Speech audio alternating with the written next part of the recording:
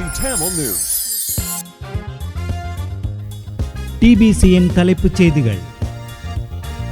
இலங்கைக்கும் இந்தியாவுக்கும் இடையிலான சுதந்திர வர்த்தக உடன்படிக்கையை நவீனமயப்படுத்துவதற்கான பேச்சுவார்த்தைகளை ஆரம்பிப்பதற்கு உத்தேசித்திருப்பதாக வெளியுறவு அமைச்சர் விஜித் ஹேரத் கூறியிருக்கிறார்.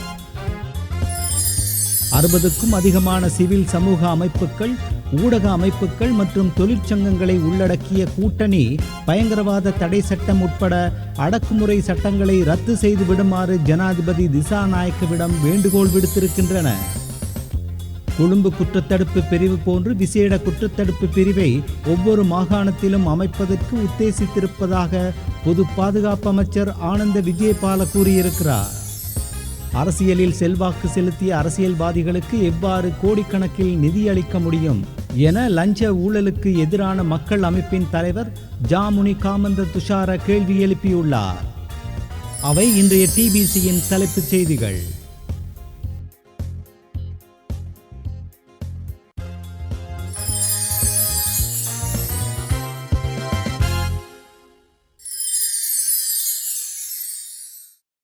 வணக்கம். நீங்கள் இணைந்திருப்பது டிபிசியின் மாலை தமிழ் செய்திகளுடன்.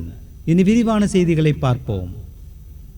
பல தசாப்தங்களுக்கு முன்னர் கைச்சாத்திடப்பட்ட இலங்கைக்கும் இந்தியாவுக்கும் இடையிலான சுதந்திர வர்த்தக உடன்படிக்கையை நவீனமயப்படுத்துவதற்கான பேச்சுவார்த்தைகளை ஆரம்பிப்பதற்கு உத்தேசித்திருப்பதாக வெளியுறவு அமைச்சர் விஜித் ஹேரத் கூறியிருக்கிறார். நேற்றைய தினம் செய்தியாளர்கள் மாநாட்டில் உரையாற்றிய அவர், தற்போது சந்தை விரிவடைந்து விட்டதால் இந்தியாவுடனான சுதந்திர வர்த்தக உடன்படிக்கையை காலத்துக்கு ஏற்ற முறையில் நவீனமயப்படுத்த வேண்டியது அவசியமாகிறது என்றும், இந்த விடயத்தை ஜனாதிபதி அனுரகுமார திசாநாயக்கவின் இந்திய விஜயத்தின் போது அந்நாட்டு அரசாங்கத்தின் கவனத்துக்கு கொண்டு வந்ததாகவும் அவர் கூறினார். பொருளாதார மற்றும் தொழில்நுட்ப ஒத்துழைப்பு உடன்படிக்கை தொடர்பாக கருத்து வெளியிட்ட விஜித் ஹேரத், எதிர்க்கட்சியினர் கூறுவது போன்று அந்த உடன்படிக்கையில் அரசாங்கம் கைச்சாத்திடவில்லை, மாறாக அது குறித்து மேலும் பேச்சுவார்த்தைகளை நடத்துவதற்கு மாத்திரமே இணக்கம் தெரிவிக்கப்பட்டதாகவும், இறுதி தீர்மானம் எதுவும் எடுக்கப்படவில்லை, பேச்சுவார்த்தைகளுக்கான திகதியும் நிர்ணயிக்கப்படவில்லை என்றும் குறிப்பிட்டார். ஜனாதிபதியின் அண்மைய இந்திய விஜயத்தின் போது ஒரு புரிந்துணர்வு உடன்படிக்கை மாத்திரமே கைச்சாத்திடப்பட்டன. அந்த உடன்படிக்கைகள் இலங்கையின் 1500 நிர்வாக சேவை அதிகாரிகளுக்கு பயிற்சி அளிப்பதுடன் இரட்டை வரி தவிர்ப்பு உடன்படிக்கையை திருத்துவதற்கான நடைமுறைகளுடனும் சம்பந்தப்பட்டவை என்று விஜித் ஹேரத் மேலும் செய்தியாளர்கள் மத்தியில் கூறினார். 60க்கும் அதிகமான சிவில் சமூக அமைப்புகள், ஊடக அமைப்புகள் மற்றும் தொழிற்சங்கங்களை உள்ளடக்கிய அடக்குமுறை சட்டங்களுக்கு எதிரான கூட்டணி பயங்கரவாத தடை சட்டம் உட்பட அடக்குமுறை சட்டங்களை ரத்து செய்து விடுமாறு ஜனாதிபதி திசாநாயக்கவிடம் வேண்டுகோள் விடுத்திருக்கின்றன. அந்த கூட்டணி ஜனாதிபதிக்கு எழுதிய கடிதம் ஒன்றில் அடிப்படை உரிமைகளுக்கும் சுதந்திரத்திற்கும் பாதகமாக அமைந்திருக்கும் பயங்கரவாத தடை சட்டம், இணையவெளி பாதுகாப்பு சட்டம் மற்றும் ஏனைய அடக்குமுறை சட்டங்களை நீக்கிவிடுமாறு வேண்டுகோள் விடுத்திருக்கின்றன. ஜனாதிபதிக்கு எழுதிய கடிதம் தொடர்பில் ஊடக அறிக்கை ஒன்றை வெளியிட்டிருக்கும் அடக்குமுறை சட்டங்களுக்கு எதிரான கூட்டணியின் உறுப்பினர்கள் தேசிய மக்கள் சக்தியும் ஜேவிபியும் வரலாற்று ரீதியாக இத்தகைய அடக்குமுறை சட்டங்களை எதிர்த்தே வந்திருக்கின்றன.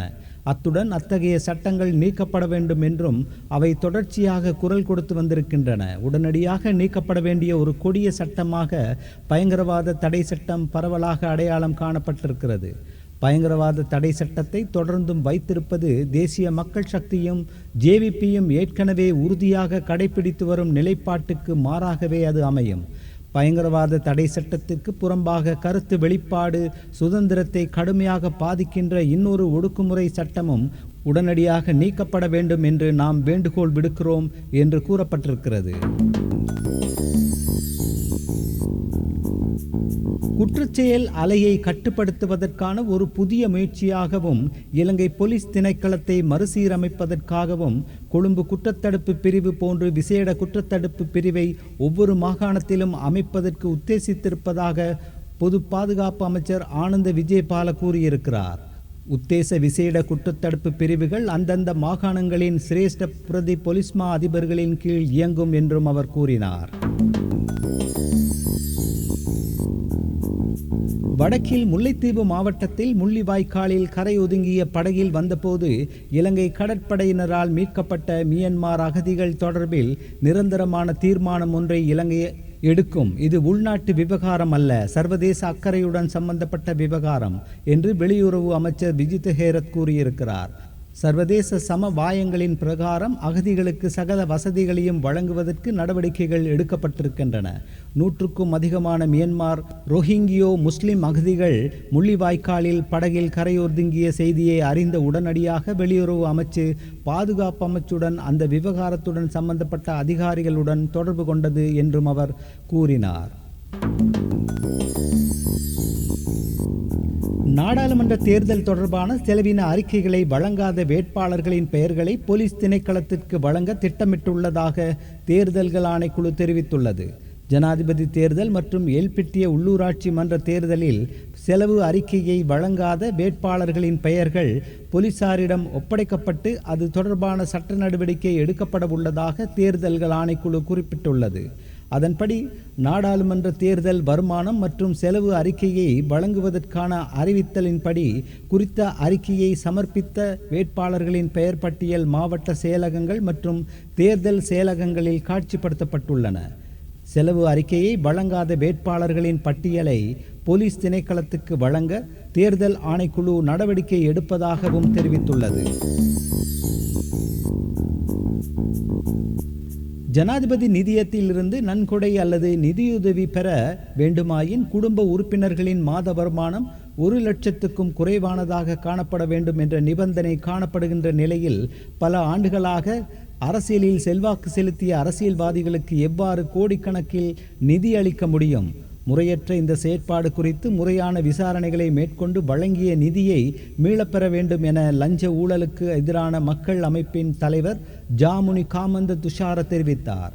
2005 முதல் 2024 வரையான காலப்பகுதியில் ஜனாதிபதி நிதியத்திலிருந்து 10 லட்சம் முதல் கோடிக்கணக்கில் நிதி பெற்றுக்கொண்ட அரசியல்வாதிகளின் பெயர் பட்டியலை சுகாதாரத்துறை அமைச்சர் வைத்தியர் நலிந்த தயாதிஸ்ஸ அண்மையில் வெளியிட்டார். இவ்விடயம் குறித்து குற்றப்புலனாய்வு திணைக்களத்தில் வெள்ளிக்கிழமை முறைப்பாடு அளித்ததன் பின்னர் ஊடகங்களுக்கு கருத்து தெரிவிக்கையில் மேற்கண்டவாறு அவர் குறிப்பிட்டார். அவர் மேலும் தெரிவித்ததாவது, வறுமை நிலையில் உள்ள மக்களின் நலன்புரி தேவைகள் மற்றும் வாழ்வியல் மேம்பாட்டுக்காகவே ஜனாதிபதி நிதியம் 1978ஆம் ஆண்டு ஸ்தாபிக்கப்பட்டது. 1978ஆம் ஆண்டு 7ஆம் இலக்க ஜனாதிபதி நிதிய சட்டத்தில் நன்கொடை மற்றும் நிவாரணம் வழங்க வேண்டிய தரப்பினர் தொடர்பில் தெளிவாக குறிப்பிடப்பட்டுள்ளது. இதற்கமைய ஏழ்மை நிலையில் உள்ளவர்கள், கல்வி மற்றும் புலமை தேர்ச்சி, மத மேம்பாடு, தேசியத்துக்காக சேவையாற்றியவர்களுக்கான நன்கொடை மற்றும் ஜனாதிபதி அல்லது நிதிய சபையின் தீர்மானத்துக்கு அமைய என்ற அடிப்படையில் நன்கொடை வழங்கப்பட வேண்டும். சாதாரண மக்கள் ஜனாதிபதி நிதியத்திலிருந்து நன்கொடையை பெற்றுக்கொள்வது இலகுவானதொன்றல்ல. நிதியத்திலிருந்து நிதி பெறுவதற்கு எதிர்பார்க்கும் நபரின் குடும்ப உறுப்பினர்களின் மாத வருமானம் 1,00,000க்கும் குறைவானதாக காணப்பட வேண்டும்.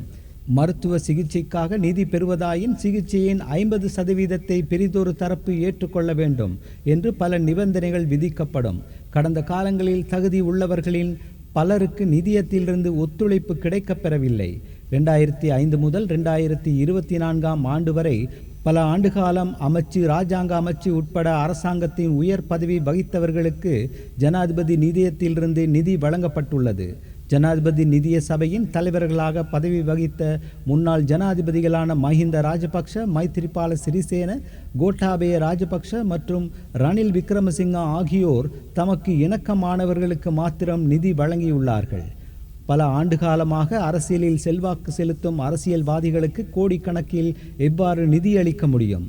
முறையற்ற இந்த செயற்பாடு குறித்து முறையான விசாரணைகளை மேற்கொண்டு வழங்கிய நிதியை மீளப்பெற வேண்டும் என கடந்த கால ஆட்சியாளர்கள் தமது அரசியல் இருப்புக்காக இவ்வாறு முறையற்ற வகையில் செயற்பட்டுள்ளார்கள். நாட்டு மக்களும் இவர்களிடம் கேள்வி கேட்க வேண்டும் என்றார் அவர். கிளீன் ஸ்ரீலங்கா வேலை திட்டத்தை நடைமுறைப்படுத்துவதற்காக ஜனாதிபதி செயலணி அமைக்கப்பட்டிருப்பதை வரவேற்றிருக்கும் முன்னாள் அமைச்சரும் EPDPயின் செயலாளர் நாயகமுமான டக்ளஸ் தேவானந்தா இத்தகைய செயலணிகளில் இலங்கையின் பல்லினத்தன்மை உறுதிப்படுத்தப்பட வேண்டும் என்றும் வலியுறுத்தியிருக்கிறார். கிளீன் ஸ்ரீலங்கா செயலணியில் சிறுபான்மை சமூகங்களின் பிரதிநிதித்துவம் இல்லாததை சுட்டிக்காட்டிய தேவானந்தா அது தொடர்பாக ஜனாதிபதி திசாநாயக்கவுக்கு கடிதம் ஒன்றை அனுப்பி வைத்திருக்கிறார். ஜனாதிபதி நியமித்த 16 உறுப்பினர்களை கொண்ட செயலணியில் சிறுபான்மை சமூக உறுப்பினர் எவருமில்லை என்பது குறிப்பிடத்தக்கது.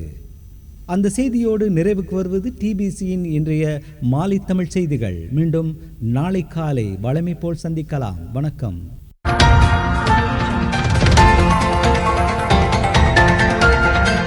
TBC Tamil News.